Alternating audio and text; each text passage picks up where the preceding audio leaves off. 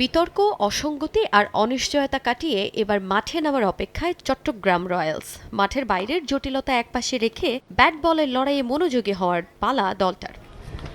বিপিএলের ১২তম আসর মাঠে গড়ানোর আগে যে দুই ফ্র্যাঞ্চাইজি নিয়ে সবচেয়ে বেশি আলোচনা হয় সেই দুই দলই এবার মুখোমুখি হতে যাচ্ছে। উদ্বোধনী দিনে দ্বিতীয় ম্যাচে চট্টগ্রাম রয়্যালসের মুখোমুখি হবে নোয়াখালী এক্সপ্রেস।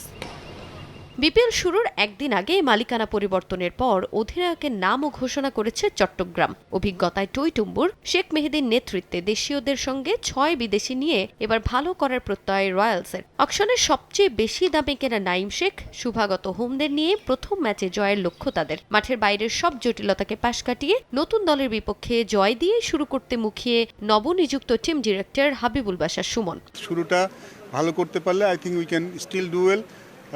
হয়তো বিদেশি প্লেয়ারদের নিয়ে একটু অনিশ্চয়তা আছে সবাইকে নিয়ে, বাট লোকাল প্লেয়ারদের মধ্যে আমি যেটুকু দেখেছি তারা খুব কনফিডেন্ট, তারা ভালো করতে চায়। টিম কম বেশি একদম খারাপ নয়, হয়তো ব্যাটিংটা একটু উইকনেস আছে ব্যাটিংয়ে, সেটা যদি আমরা কাভার করতে পারি তাহলে ডেফিনেটলি এই টিমটা ভালো করতে পারবে। বিদেশি খেলার দুজন এসছেন, দুজন খেলবেন, বাকিদের সাথে আমি যোগাযোগ করা শুরু করেছি। সেকেন্ড ম্যাচ হয়তো তারপরে ম্যাচ হয়তো আমাদের প্লেয়ার চলে আসবে, বা যাদের সাথে যোগাযোগ করছি তারা হয়তো চলে আসবে। গতবার আমরা দেখেছি উইকেট খুব ভালো পেয়েছি, বিপিএল হাই স্কোরিং গেম হয়েছে। আমি এবারও সেটা এক্সপেক্ট করছি, আশা করি সেটাই হবে।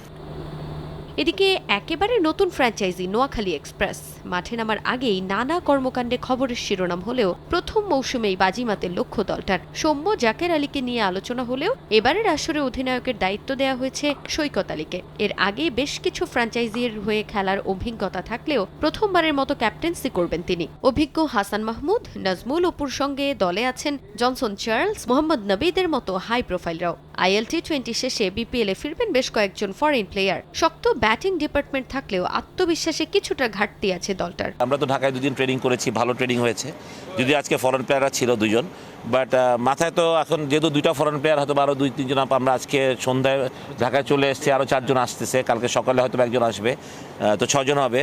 তো আমার মাথায় তো একটা টিম করাই আছে আসলে। আমি তো অনেক আগে থেকে আসলে প্ল্যান করা শুরু করি, অপোনেন্ট কী হবে, কাকে আমি খেলাবো না খেলাবো, তো সেটা আমার মাথায় প্ল্যান করা আছে। টপ আপ ছিল না, আমার মনে হয় না কোনো প্রভাব পড়বে। ছেলেরাও দেখলাম মাশাআল্লাহ দেয়ার পাম্পড আপ, তো ইনশাআল্লাহ we will start with high note.